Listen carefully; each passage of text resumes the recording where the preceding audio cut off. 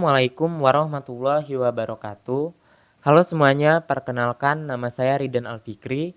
Saya dari kelompok 1 dan di sini saya akan membuat sebuah tugas video mengenai pemaparan materi tentang pencemaran lingkungan. Di sini saya akan dibantu oleh teman-teman sekelompok saya, yaitu ada Adila Chania, Muhammad Fadil Azahir, Naila Aprilia, dan Dino Putra. Baiklah, tanpa berlama-lama lagi, saya akan mulai menjelaskan mengenai pencemaran lingkungan. Yang pertama, apa sih itu pencemaran lingkungan? Pencemaran lingkungan adalah perubahan besar pada kondisi lingkungan akibat adanya perkembangan ekonomi dan teknologi. Perubahan kondisi tersebut melebihi batas ambang dari toleransi ekosistem sehingga meningkatkan jumlah polutan di lingkungan. Yang kedua yaitu faktor rusaknya lingkungan. Beberapa faktor rusaknya lingkungan yaitu disebabkan oleh yang pertama, penggunaan kantong plastik secara masif. Yang kedua, pembuangan sampah dan limbah deterjen ke sungai. Yang ketiga, penggunaan AC berlebih. Dan yang keempat, pembuangan limbah elektronik yang tak sesuai aturan. Serta yang kelima, pembakaran hutan. Dan yang keenam, penggunaan kendaraan pribadi sehingga menimbulkan lebih banyak polusi. Berikutnya yaitu ada macam-macam pembagian pencemaran lingkungan. Yang pertama yaitu ada pencemaran udara. Pencemaran udara meliputi oksida karbon, oksida belerang, oksigen nitrogen, komponen organik volatil, suspensi partikel, substansi radioaktif, dan suara. Baiklah, yang kedua ada pencemaran air.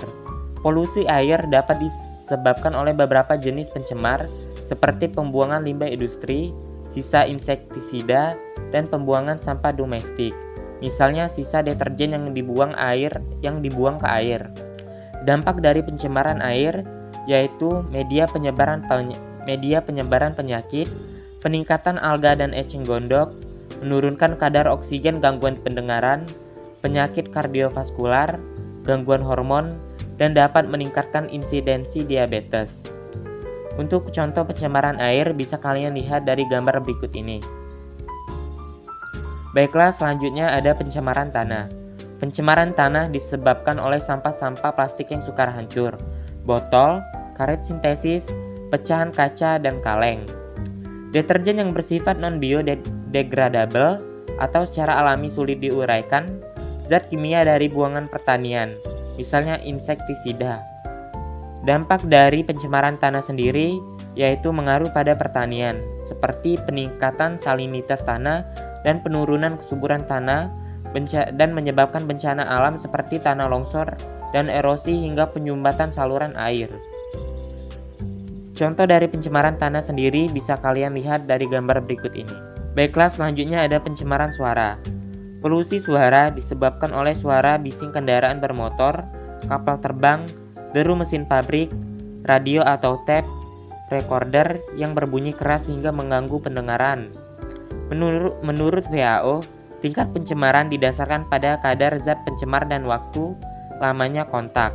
Jadi, cara menanggulangi pencemaran lingkungan itu terdapat berbagai macam cara, yaitu pertama, penanggulan secara administratif. Penanggulan secara administratif terhadap pencemaran lingkungan merupakan tugas pemerintah, yaitu dengan membuat peraturan-peraturan atau undang-undang. Beberapa peraturan yang telah dikeluarkan sebagai berikut.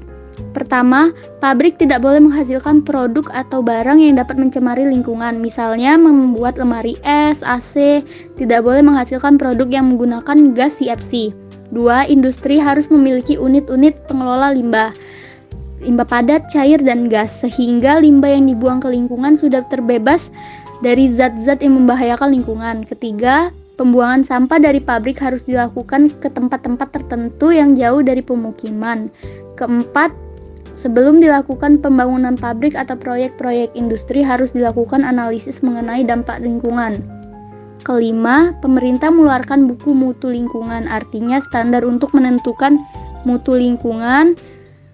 Untuk lingkungan air ditentukan baku mutu air, sedangkan untuk lingkungan udara ditentukan baku mutu udara. 2. Penanggulan secara teknologi. Penanggulan pencemaran lingkungan secara teknologis, misalnya menggunakan peralatan untuk mengelola sampah atau limbah. Di Surabaya terdapat suatu tempat pembakaran akhir sampah. dengan suhu yang sangat tinggi sehingga tidak membuang asap. Tempat tersebut dinamakan insinerator.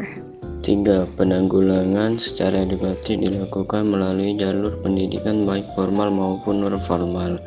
Melalui pendidikan formal di sekolah dimasukkan pengetahuan tentang lingkungan hidup ke dalam mata pelajaran yang terkait, misalnya IPA dan pendidikan agama. Melalui jalur pendidikan non-formal dilakukan penyuluhan kepada masyarakat tentang pentingnya pelestarian lingkungan dan pencegahan serta penanggulangan pencemaran lingkungan. 4. Penanggulangan pencemaran lingkungan berdasarkan undang-undang. Berdasarkan Undang-Undang Nomor 32 Tahun 2009 tentang lingkungan hidup sendiri diketahui bahwa upaya penanganan terhadap permasalahan pencemaran lingkungan adalah sebagai berikut. 1. Mengatur sistem pembuangan limbah industri. 2. Penempatan kawasan industri berpisah dan berjauhan dari kawasan pemukiman penduduk. Pengawasan akan penggunaan bahan kimia misalnya pestisida dan insektisida. 3. Melakukan penghijauan. 4. Pemberian sanksi secara tegas kepada perilaku pencemaran lingkungan. 5. Penyuluhan pendidikan lingkungan untuk meningkatkan kesadaran masyarakat akan pencemaran lingkungan. Cara menanggulangi dampak pencemaran lingkungan sebagai berikut. 1. Menerapkan prinsip 4R. Apa sih 4R itu?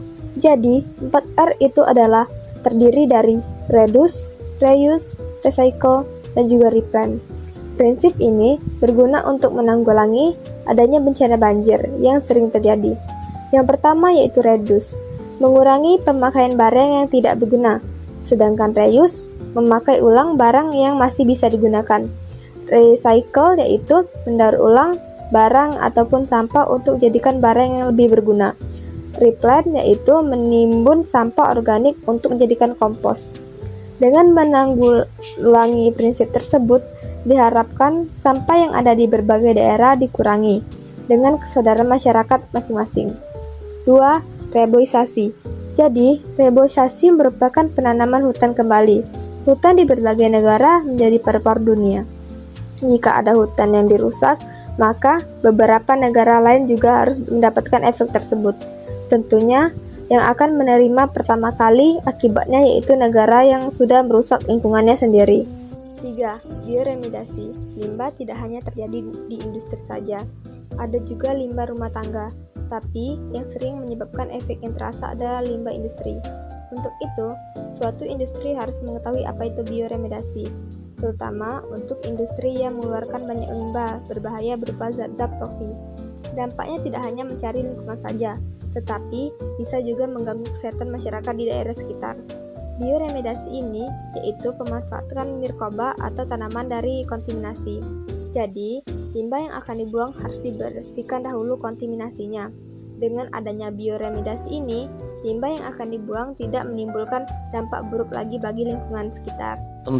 Yaitu rehabilitasi lahan. Adanya rehabilitasi ini juga menjadi salah satu upaya untuk mengembalikan lahan secara ekologis.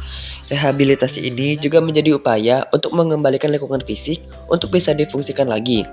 Tanggung jawab yang membuat rehabilitasi ini adalah pengusaha yang sudah melakukan penambangan di lahan tersebut. Jika hal ini tidak dilakukan, maka tanah akan menjadi tandus dan mati. 5. Reklamasi pantai. Reklamasi pantai merupakan kegiatan pemulihan pantai untuk menyelamatkan lahan yang kritis dan mati untuk menjadi lahan yang lebih produktif. Adanya lahan kritis dikarenakan olah penambangan pasir yang dilakukan oleh manusia. Nah, dengan reklamasi pantai dan penanaman tembakau ini menjadi cara menanggulangi kerusakan lingkungan hidup akibat ulah manusia. Jika diperhitungkan antara penambangan pasir dan biaya yang dibutuhkan untuk reklamasi pantai tidaklah seberapa. Justru lebih banyak biaya yang digunakan untuk mereklamasi pantai.